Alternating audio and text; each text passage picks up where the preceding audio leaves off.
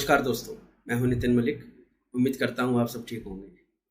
दोस्तों, आज हम जो बात करने जा रहे हैं वो है पंजाब की। जी हाँ, अपना पंजाब।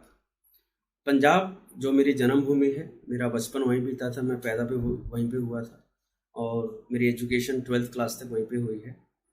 तो मेरे दिल में पंजाब के लिए ख़ास जगह है, हमेशा से बनी रहेगी। मेरे बचपन के दोस्त भी वहीं से हैं। दोस्तों, आज जो पंजाब है वो उस पंजाब से काफ़ी अलग है जब मैं वहाँ पे रहता था। कुछ चीज़ों में अच्छी बात है, कुछ चीज़ों में बुरी बात है।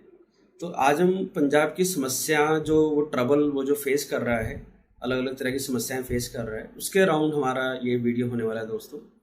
तो Punjab, before we discuss Punjab की जो ट्रबल्स है, प्रॉब्लम, पहले एक बात तो हम क्लियर कर दें, राइट।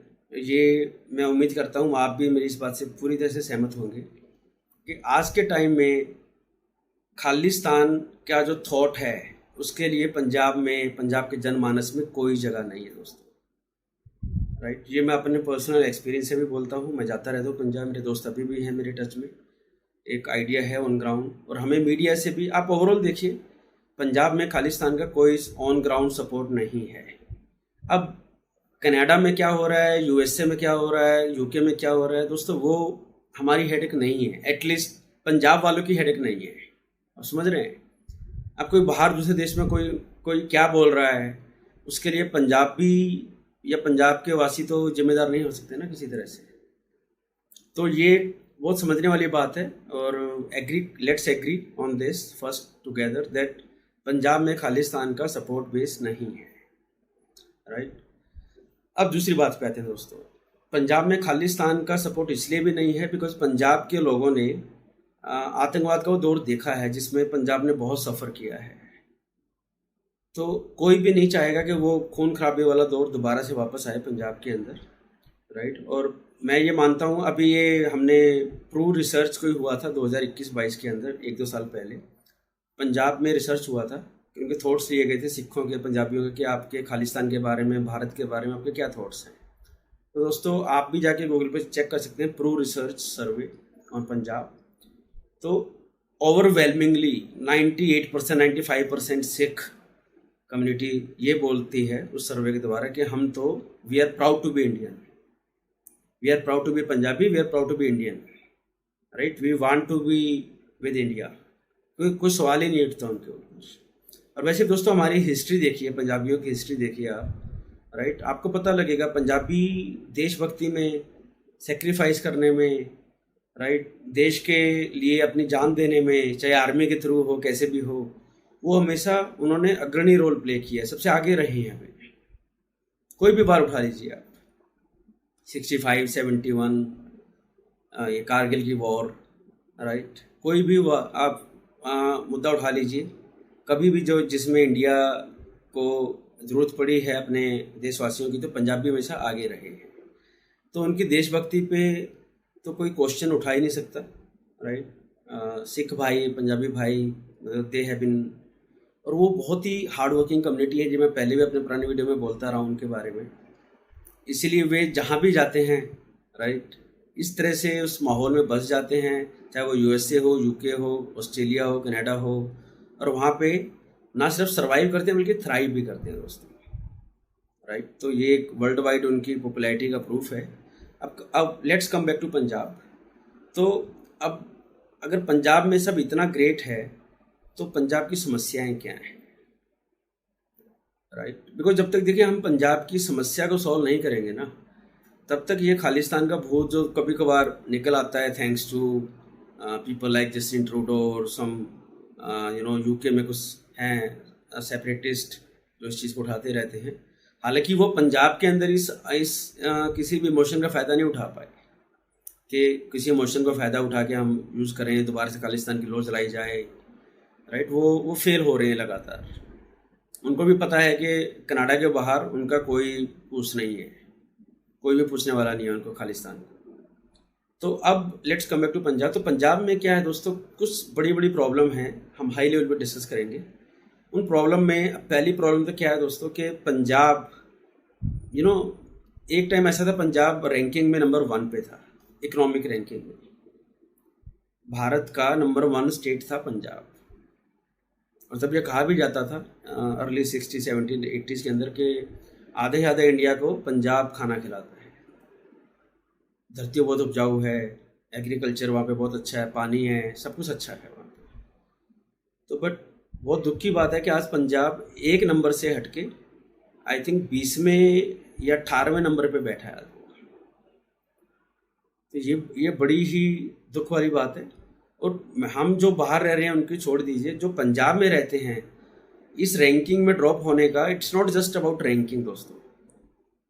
ये रैंकिंग में ड्रॉप ये दिखाता है कि वहाँ की इकोनॉमिक कंडीशन भी कितनी बुरी तरह से प्रभावित हुई है, डाउन हुई है, और इससे वहाँ पे रहने वाले आम लोगों की ज़िंदगी कितनी मुश्किल हुई है। राइट।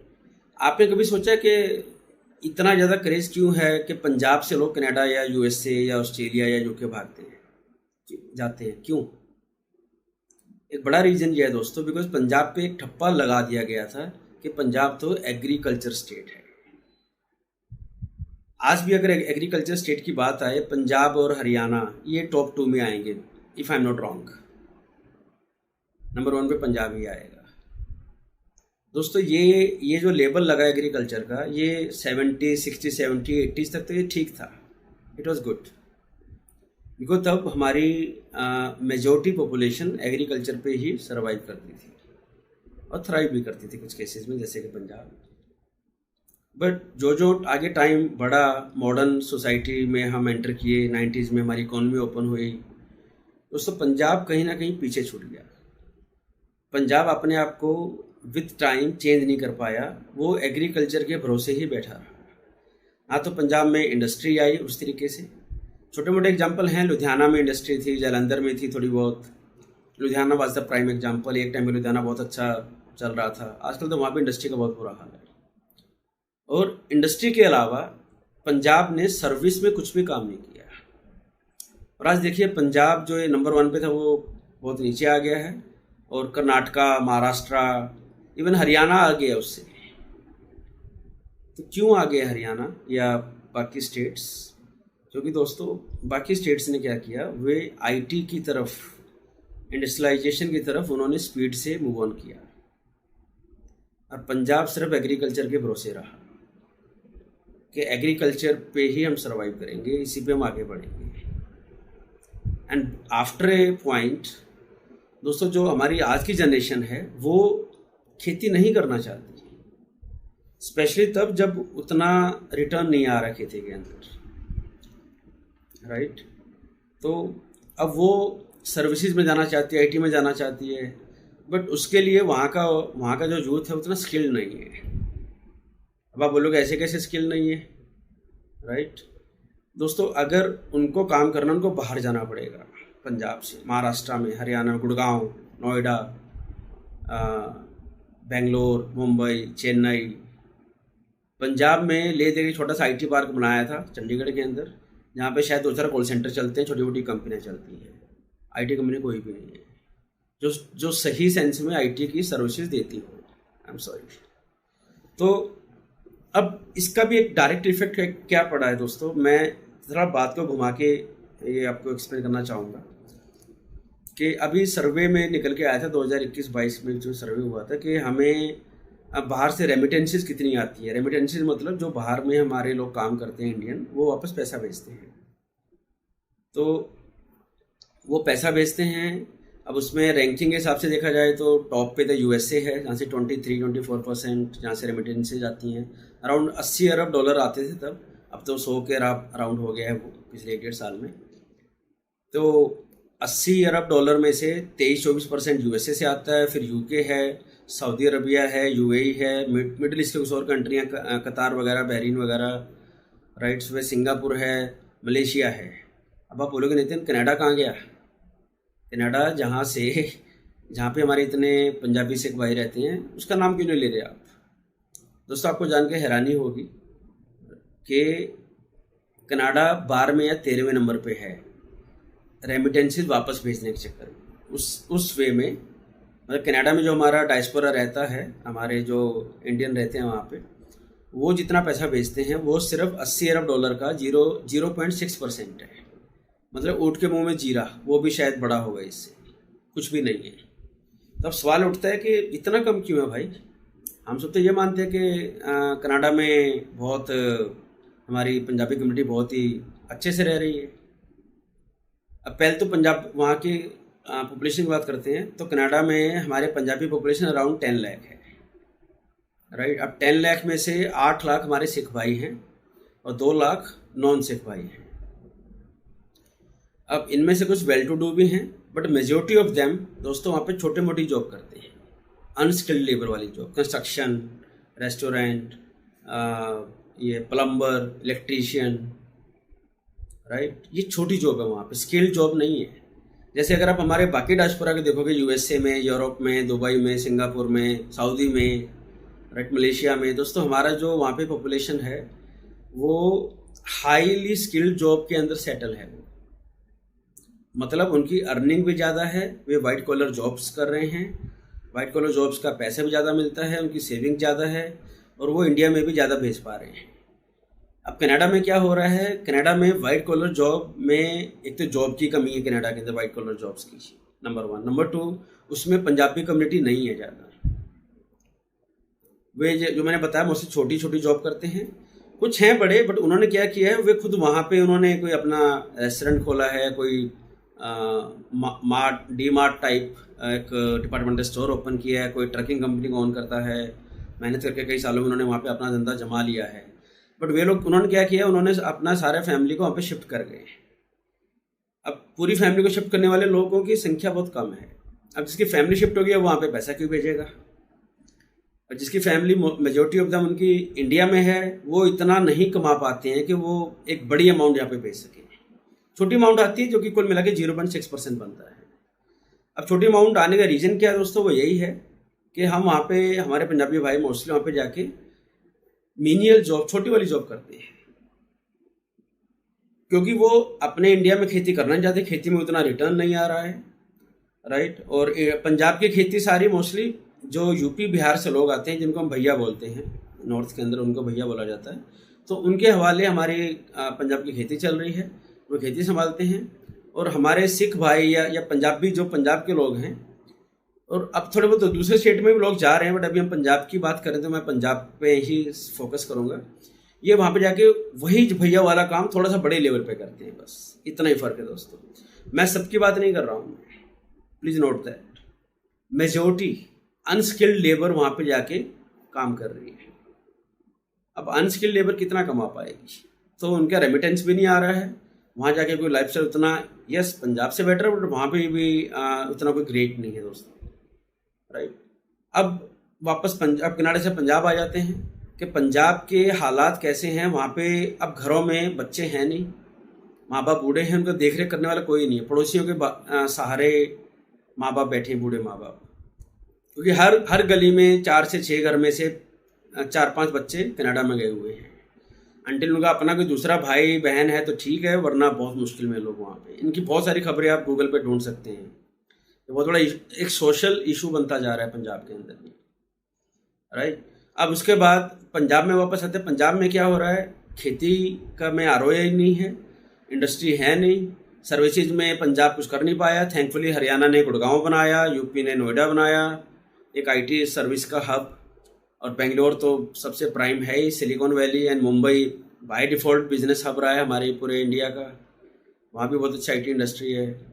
चेन्नई भी अपने आप में बहुत आईटी का हब है।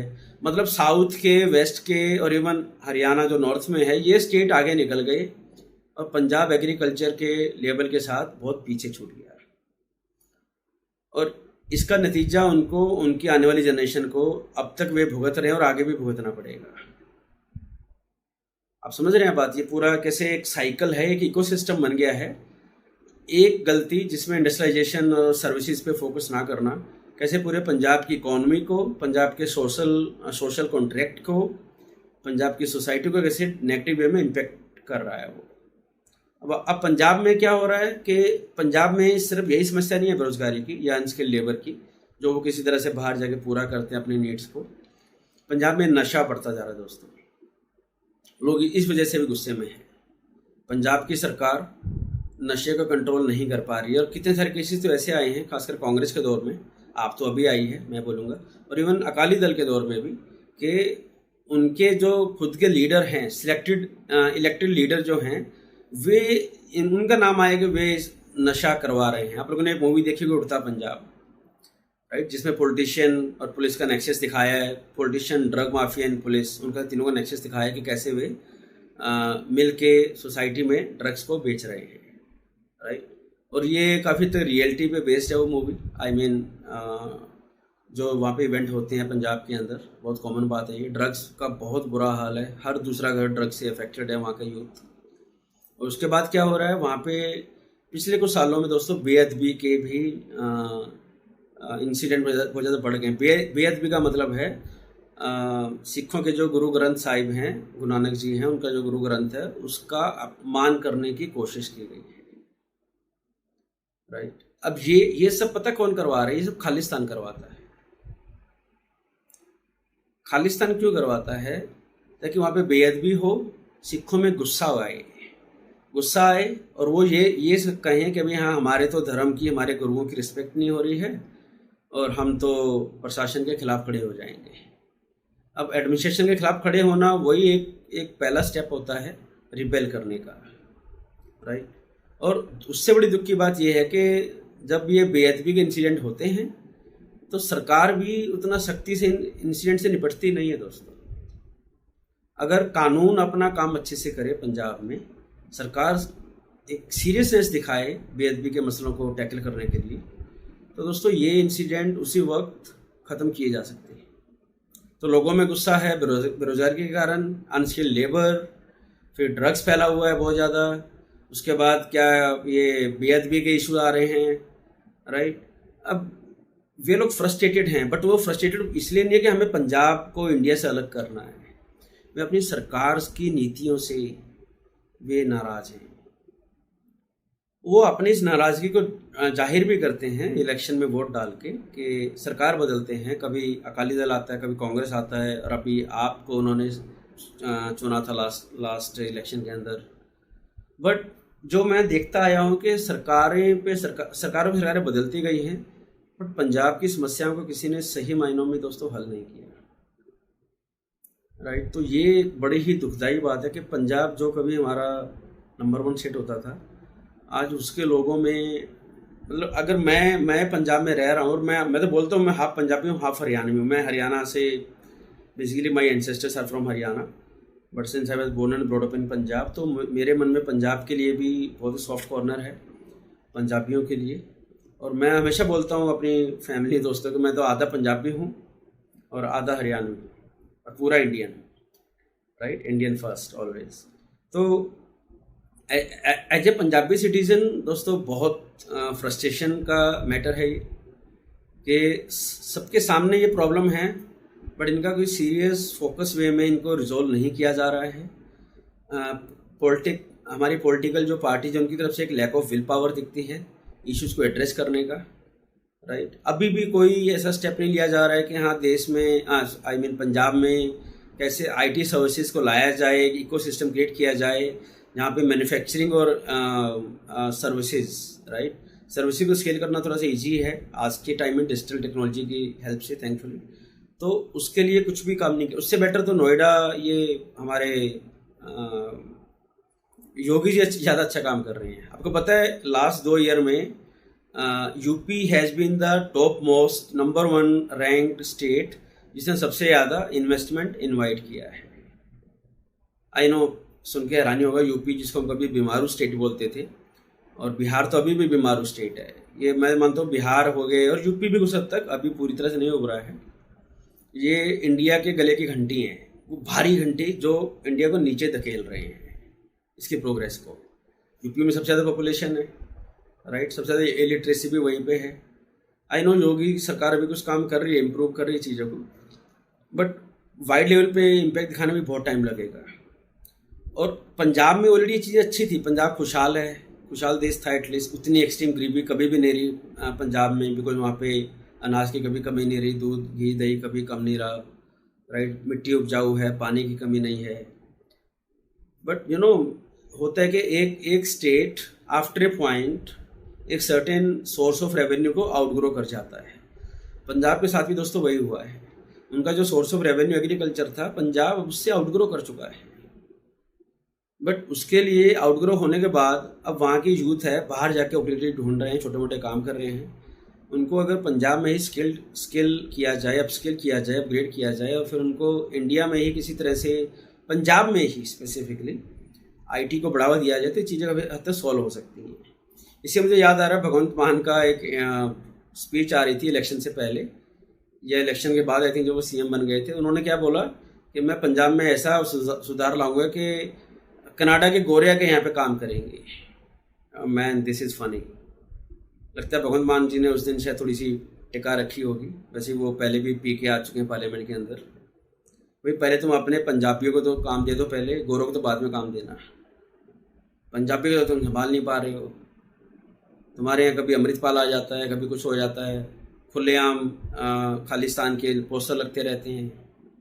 और इसमें कांग्रेस, आपको मैं फिर भी थोड़ा ब्लेम दूँ बिकॉज आपको अभी आए दो तीन साल हुए, ज़्यादा टाइम नहीं हुआ है, राइट। आपको मैं इतना फिंगर पॉइंट नहीं करूँगा, बट कांग्रेस और अकाली दल ये दोनों ने देश का पूरा पंजाब का पूरा भट्ठा बिठा दिया है। लगातार भट्ठा बिठा के इन्होंने ऐसा कर दिया है कि आज 3 लाख करोड़ के कर्जे में है पंजाब, राइट। पैसे मांगता फिरता है। कुछ सालों में इसका पेंशन देने के पैसे भी नहीं रहेंगे अपने जो रिटायर्ड एम्प्लॉई हैं। मैं आपको लिख के देने को तैयार हूँ, इतनी ख़राब हालत है पंजाब की दोस्तों, राइट। और यहाँ पे हम क्या कर रहे हैं, पॉलिटिक्स खेल रहे हैं हम, मतलब आपसी पार्टियाँ। और मुझे पंजाब से भी एक शिकायत है दोस्तों। मतलब मैं भी शिकायत ना, आपसे शिकायत ना लो, मेरा एक क्वेश्चन है पंजाब से कि पंजाबी और खालिस्तानी भी, पंजाबी कम्युनिटी हमेशा बोलती है कि हमारे साथ 84 में बहुत गलत हुआ, जब वो दिल्ली के दंगे हुए थे उसमें बहुत अन्याय हुआ था सिखों के साथ, उनको मारा गया था बहुत ही क्रूअल्टी से, और उसका आज तक कोई जस्टिस नहीं मिल पाया है, राइट। बट मेरा फिर ये सवाल भी है, एक तरफ तो आपके तो हमें जस्टिस नहीं मिला है, दूसरी तरफ उसी कांग्रेस को, जिस कांग्रेस से आप माफ़ी मंगवाना चाह रहे हैं, और उसी कांग्रेस को आप अपने यहाँ पे सत्ता में बिठाते हैं हर बार। मेरी समझ से बाहर है। I don't know how and why. मतलब भाई या तो आप ये बोलोगे भाई हमसे हमारा वो मैटर सॉर्ट आउट हो गया है और कांग्रेस ने कुछ नहीं किया है, कांग्रेस मतलब क्लीन है और 84 के दंगों में कांग्रेस का कोई हाथ नहीं था, या तो आप इस डिमांड को साइड में रख दो, जो कि सच नहीं है, राइट, जो कि सच नहीं है। क्या एक सिर्फ सज्जन कुमार को थोड़ा बहुत जेल टाइम होने से न्याय मिल गया? नो। सबको पता है कि 84 के दंगे बिल्कुल लिटरली स्टेट स्पॉन्सर्ड राइट्स थे। कोई पूरी छूट दे दी गई, कोई रोकने वाला नहीं था। कांग्रेस के कार्यकर्ताओं ने ही ये सब काम किया है, गलत काम किए हैं। बट उसके बावजूद भी कांग्रेस उसके बाद भी बड़े आराम से पंजाब में जीतती आई है। अब मैं इस बात से, मुझे नहीं पता क्यों, क्या इसके पीछे मिस्ट्री है, राइट। मे बी मैं कुछ मिस कर रहा हूँ, प्लीज़ मुझे कमेंट्स में बताइए कि क्या चीज़ ऐसी है कि नितिन तुम्हें ये मिस कर रहे हो, इसलिए हम कांग्रेस को लेके आ रहे हैं, राइट। आप बोलोगे कि अल्टरनेटिव नहीं है, भाई अल्टरनेटिव नहीं है तो कम से कम एक अल्टरनेटिव जिन्होंने दंगे नहीं कराए उनको ही चूज कर लो भाई, एटलीस्ट। आप या फिर इस मैटर को ख़त्म करो, 84 के दंगों को, राइट। ये मेरी समझ से बाहर है। तो दोस्तों मैं ये मानता हूँ कि पंजाब में समस्याएं हैं। पंजाब का युवा, पंजाब की जो पिछली पीढ़ी है, वे सच में उनमें बहुत गुस्सा है, उनमें बहुत फ्रस्ट्रेशन है। बट वो गुस्सा और फ्रस्ट्रेशन इस बात की नहीं है कि वो इंडिया से अलग होना चाहते हैं, नो। वो इस बात की है कि पॉलिटिक्स, उनकी समस्या के साथ पॉलिटिक्स खेली जा रही है।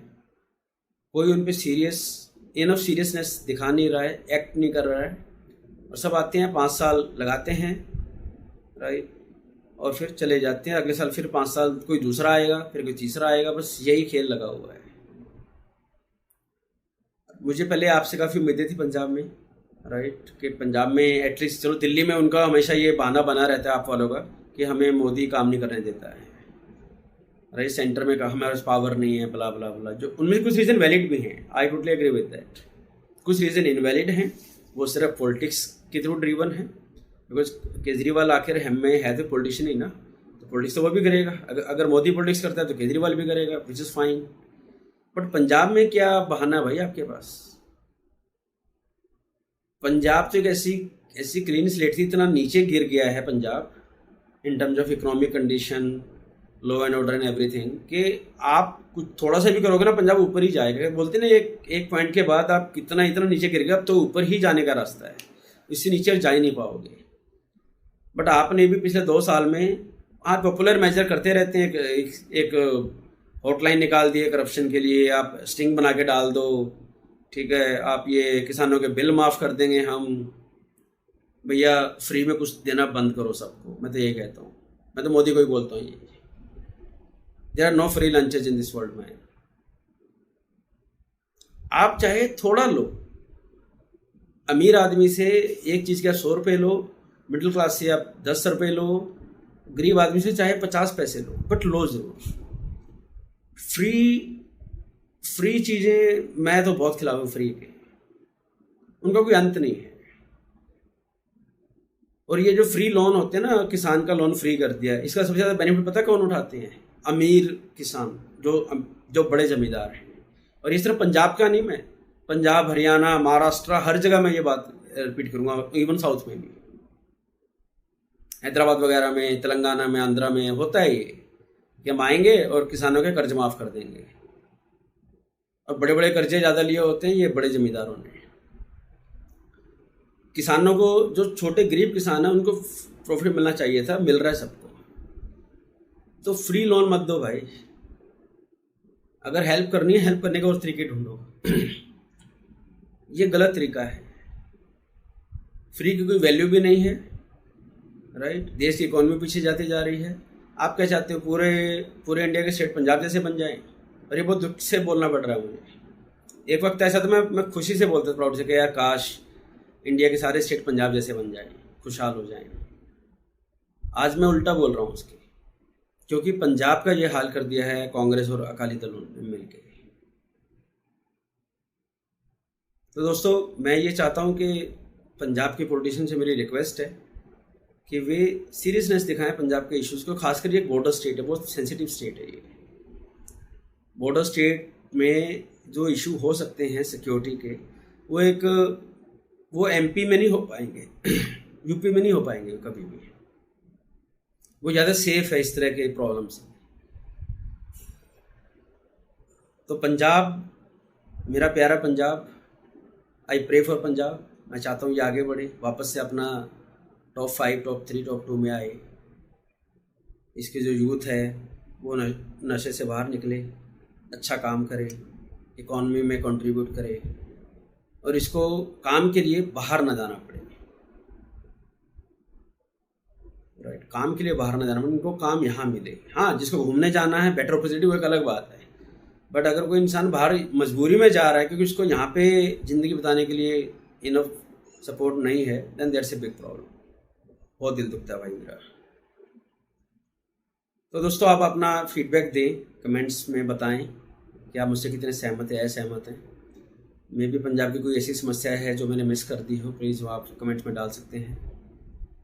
कोई सोल्यूशन आपके, आउट ऑफ बॉक्स सोल्यूशन आपके माइंड में है, प्लीज़ वो भी डालिए, राइट। और हम इस डिस्कशन को जारी रखेंगे एक नए टॉपिक के साथ अगले वीडियो में। और दोस्तों, प्लीज़ वीडियो को लाइक करें, चैनल को सब्सक्राइब करें और नोटिफिकेशन बेल को दबाना ना भूलें। Thank you.